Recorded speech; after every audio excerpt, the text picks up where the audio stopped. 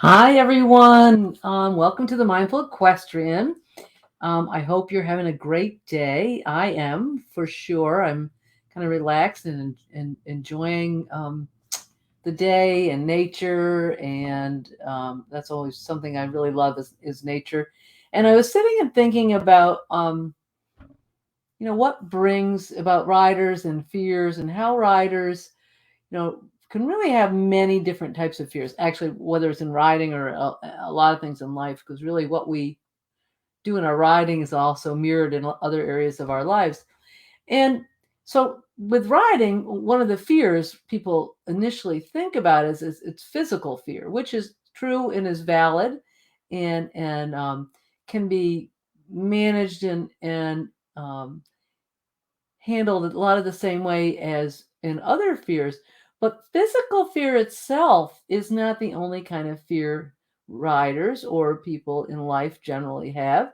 They can have fear. You can have fear about making a mistake, trying to be perfect. You can have fear about people judging you, not thinking you're good enough.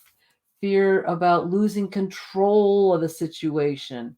And that can be not just around physical fear, but losing control of just feeling like you need to be in control of everything. So that can be off the horse as well. Um, so fear can really be connected to a lot of different things. There's many other ways, but fears of you doing something that's not um, what you wanted, maybe coming out the way you wanted it. Could be fear of having your cat show up on your video. So I swear every time I start a live video, my cat shows up. So it's probably me talking that creates it. So Izzy is here and I'm fine with that. So fear is really part of a habit loop, and I'm going to move her so I can get her out of the way. Fear is part of a habit loop. So what is a habit loop? A habit loop is um, something that happens with all of our habits and necessary as well. Um, our brain needs to automate things so that we don't have to think about every single thing we do in a day. If we had to think about in the morning, those things that automatically us getting out of bed, brushing our teeth, taking a shower, if we had to think about every step we did with it, we would never get started in the day. So our brain automates a lot of things, and it automates habits, right? That those are, habits. Getting up in the morning is a habit. So there's a lot of good habits. And there's habits that can serve a purpose at times and then maybe get in a loop that gets spinning because we can't get out of the habit. A habit isn't resolved. There isn't an end to it that takes care of it, and then we move on. So I use an example. So in ancient times or caveman times, the habit loop was maybe I'm hungry. And so the caveman had to go out and hunt or gather. And in that place, there was a race of adrenaline. I've got to go out and solve this problem. I've got to feed myself. They'd hunt or gather or do whatever and get their food. The adrenaline calms down because they're filled their stomach. They're not hungry anymore. Everything calms down. That loop is ended, and they go on to the next thing. But with a lot of fears that we create, whether it's about fear about making a mistake, for example, the loop keeps going because you keep beating yourself up for whatever you did, or you're not resolving the problem. So say for using making a mistake, and I'll say it's around, say, using a course of jump. So you're riding your horse and you're jumping a jump and you don't get the best distance, and immediately you start judging yourself. So the habit loop is what's triggering you, not a good distance, the behavior, self-judgment, beating yourself up, frustration, anxiety, whatever you may do around that. And then there's the result. And the result in the caveman times was the stomach was full, all done, good, the habit loop is done. But here the result is more stress, frustration, you know, therefore the next jump is not good because you're so caught up in the mistake you made in the last one. The horse reacts to your stress and anxiety, and the loop just keeps continuing and continuing. And then you get off the horse and you're still thinking about it and beating yourself up for that one mistake. And that may happen. I know it happens to me when I make mistakes, right? That's a big one for me. It's not that I necessarily try to be perfect, but I can really get a lot of self-judgment around making a mistake and feeling bad about it. And what do people think of me and all those things? And that happens in riding as well. So it might not be around needing to be perfect, but, oh, I made a mistake. What are others thinking of me? Are they judging me? Am I not good enough? There's a lot of things, and that can raise your anxiety, um, around riding, and you're always worrying. So, you get anxious and it starts spinning, and that habit loops keep spinning. And that's kind of what creates anxiety, creates the fears. So the trick is, this is a habit that you've created in your brain. So for some reason in the past, let's take the mistake again. You learned that making a mistake was bad. That's not true, right? But you learned this. It was a limiting belief that if you make a mistake, that's a bad thing. Now, doing really well at things and trying your best is certainly very honorable and is a wonderful thing, but we're human, and making mistakes is just part of the human condition, right? And you can learn from your mistakes, right? So making mistakes can be good things, because that's how you learn and grow. But you, for some reason, was modeled to you. You learned this somewhere along the way in your life. Making a mistake is bad.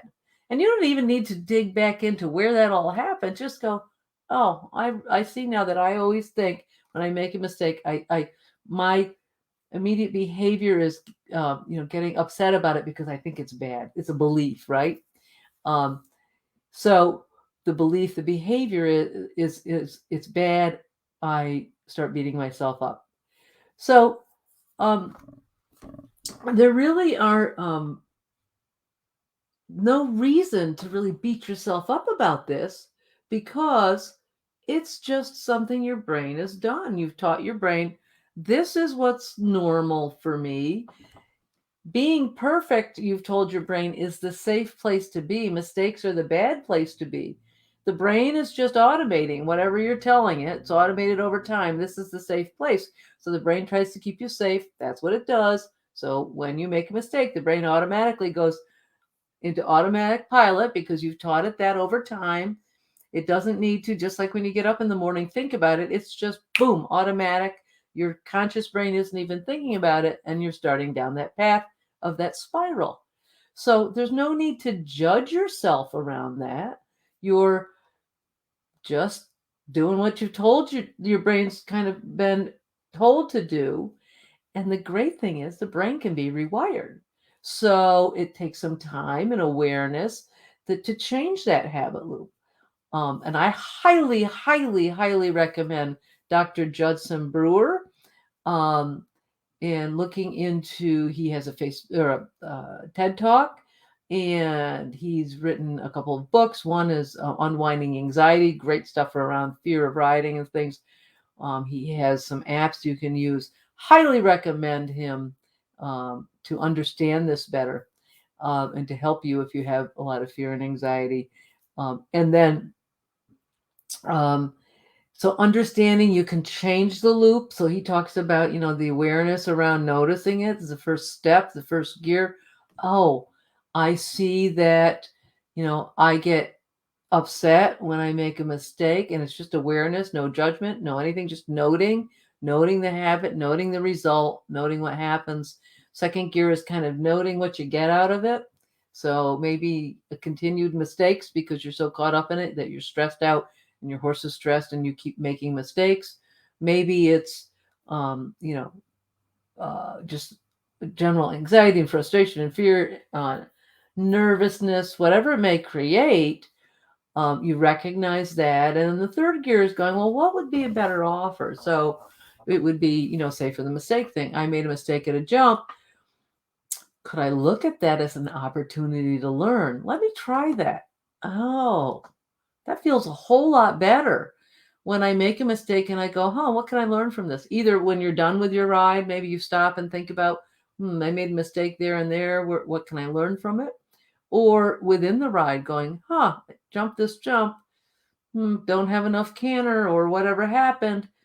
What am I noting what's going on and what can I learn from it and fixing it on course? So if you can start training your brain, and it takes some time to choose that, what Dr. Brewer calls this bigger, better offer, you can really start shifting your mind over to a new habit of, this is an opportunity for me to learn. This isn't a reason for me to get upset. And then you will start seeing your results being better jump, less stress, less anxiety, whatever, whatever the mistake is, or whatever being judged by others is another one. If you can think of it as those others maybe sitting there looking at you and honoring what you do and respecting what you do. And if I think that they're thinking good things about me, how does that make me feel? So you can do this with any habit, even the habit and the fear of, falling off. If you can start putting into, well, number one, what are the things I can do to manage things so that I lessen that chance of me falling off? And how can I look at, instead of like the fear of falling off creates my horse getting more stressed, if I can, and then actually makes the possibility of falling off even higher. What if I go in with the idea of, I'm going to really be attuned to my horse and their movement and connected and really aware of, is my horse prepared to be at its best? And then how does that make me feel? What kind of results do I get when I approach things that way? So it's the idea of shifting things and then retraining your brain to start creating those new habit loops that are more confident, less fearful. And eventually the fear will actually begin to lose its grip on you. Doesn't mean it's going to go away 100%. It'll arise at times. Like I talk about my fear of, being of my own self-judgment, or fear of, not being good enough or whatever. It comes up at times. And I go, okay, here it is. You just kind of look at it. Here it is, your awareness, and you manage it and you work through it so that it loses its grip on you and it doesn't keep spiraling forever. Maybe it does for a little bit, but nothing like it used to. So think about that. And I actually have right now a couple courses, one for instructors to help riders work through some of these things, and also one for riders to help work with becoming more mindful, managing habit loops, getting more confident, bringing joy back into their riding. They can be found at www.mindfulequestrian.com. There's a where the section for the courses, and there's all different courses offered on there. You can take a look at them. I do also do some group sessions. I will have a new group session for riders that's really in person. So it's this course that I do that's self-study, but it's with live Zooms that we work together with other riders. They will be coming up. I will be having another one of those coming up soon, and I will let you know about that. And also, if you really feel you need to connect one-on-one, I do one-on-one coaching to help you. And the nice thing is from my years of training riders, people how to ride, and training horses and people, and my work in my coaching and mindfulness, I can really connect and see what's going on with you and your horse, and hear and listen to you, and then help you one-on-one if you feel if that's something you need. So if you need to contact me, please contact me at lisa@mindfuleequestrian.com. And good luck with your riding, and have a wonderful day.